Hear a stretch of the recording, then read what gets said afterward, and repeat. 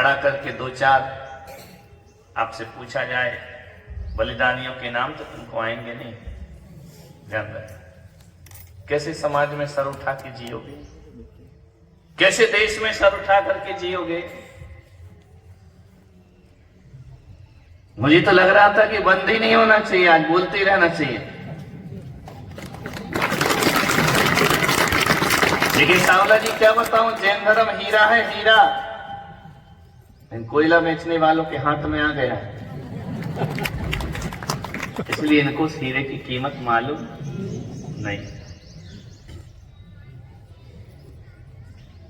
अभी बताया जा रहा था, समझाया जा रहा था, आपको लगा तो महाराज बोले, महाराज बोले, महाराज बोले। नहीं, मुझे अच्छा नहीं लगा, क्योंकि मैंने पहले ही कहा था कि मैं सुनने आया हूं,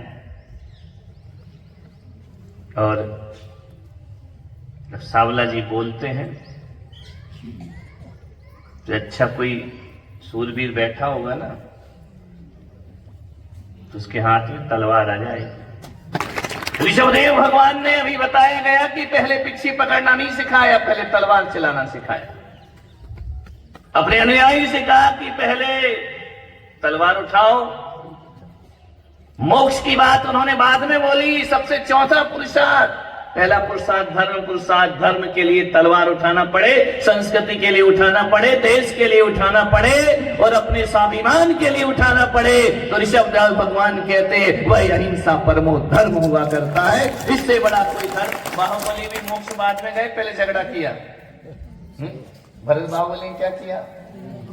लड़ाई हुई ना, कई की लड़ाई थी? जमीन के टुकड़े की लड़ाई नहीं थी, स्वाभिमान की लड़ाई थी कि कोई किसी के सामने झुकेगा नहीं, और कोई दूसरा तो छोड़ो, यदि मेरा भाई भी यदि मुझे अहंकार के आगे झुकाना चाहेगा, तो जैन दर्शन का बाहुबली कहता है कि मैं भी अपने भाई के आगे भी झुकने को तैयार नहीं।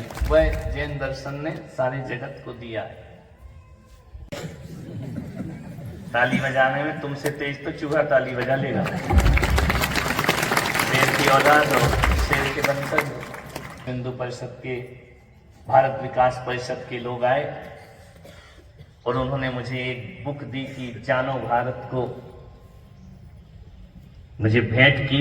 मेरे कमरे में आए, मैंने उसे 2-4 पेज पढ़े। मैंने कहा ये बुक, बहुत कम पुस्तकें होती हैं जो पढ़ने जैसी होती हैं, पढ़ने जैसी नहीं, जीने जैसी होती हैं, समझने जैसी होती हैं। लिखने को तो हजारों किताब लिखी जाती हैं। और मेरे मन में आया, उसे देख करके मैंने संघ में माताजियों को, महाराजों को भी कहा कि कितनी अच्छी बुक है, कितनी अच्छी पुस्तक है, हर क्षेत्र को इसको जोड़ा है, लाखों लोग उसके एग्जाम दे रहे हैं। तो मैंने कहा अपने जैनों का भी तो कुछ होना चाहिए, कि जैनों ने कुछ किया है कि बस पानी छानते रह गए पूरी जिंदगी में। वो पूरा होता है। राजी सांवला जी ने मुझे जैन गौरव पुस्तक प्रदान की, अभी भी मेरे हाथ में है, मैं कमरे में दिए यहां तक लेके आया हूं। मैं सोचता हूं कि पढ़ने जैसी किताबें यही। उनने पहले ही लिखकर हमको ये सौंप दी किताब। कह सकता हूं कि ये पुस्तक ऐसी है और मैं इसे ऐसे संभाल के रखूंगा जैसे मैं पिछी कमंडल संभाल के रखूंगा। वही जन में पहुंचना चाहिए, हर पूरे देश के कोने कोने में, गांव में, गलियारों में, शहरों में। मुझे खैरवाड़ा समाज ने कहा कि पुस्तक बनती है, उस पुस्तक को प्रकाशित करके जन जन तक पहुंचाने की हमारी जिम्मेदारी रहेगी। बहुत बड़ी चीज है। जैन धर्म का सबसे बड़ा ग्रंथ यदि सठखंड आगम है, वह धार्मिक आस्था की वजह से है, लेकिन जैन शासन को यदि देखोगे तो मैं कहूंगा जैन गौरव से बड़ी पुस्तक दुनिया में कोई नहीं। मैं भी 2-4 पेज उसके पढ़ रहा था, लगता था पढ़ते ही जाऊं। इतिहास पुरुष है, उन्होंने इस देश को, इस देश की संस्कृति को, इस परंपराओं को, सनातनी परंपराओं को, भारतीय परंपराओं को अपने खून से सींचा, तब जाकर।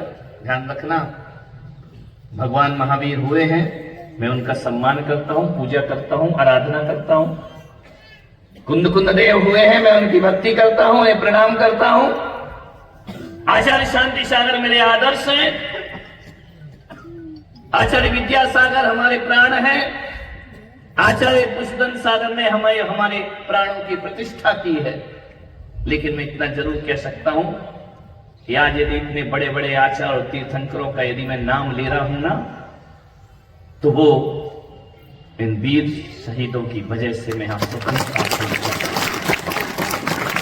यदि ये नहीं होते श्रावली पुल में मैं यहां बैठकर प्रवचन नहीं कर रहा था। इनका बलिदान है, इनका शौर्य है। मुझे तो सावला जी अभी बैठे बैठे ऐसा दिमाग आया कि बहुत मंदिर हैं, 24 वेदियां हैं, 72 वेदियां हैं, क्यों ना जैनों का एक ऐसा मंदिर बनाया जाए जहां शरीयतों के स्मारक लगाए जाए। और आने वाले समय में दुनिया पुस्तक भूल जाए, लेकिन उस मधुबन में, उस जहां वीर के उपवन में जाए, बड़े बड़े शहीद जहां खड़े दिखाई देते हों, कि जैन समाज का आने वाली पीढ़ी उन्हें देखकर गर्व और गौरव महसूस करे। ध्यान रखना, विचार करें। मेरे से पूछा, मैं तो जानता नहीं साकला, फिर बोले इंदौर का स्पेलिंग सुधार, साकला नहीं, सावला। शुरू से रतलाम में मैं रहा, रतलाम में इनका पूरा परिवार, इंदौर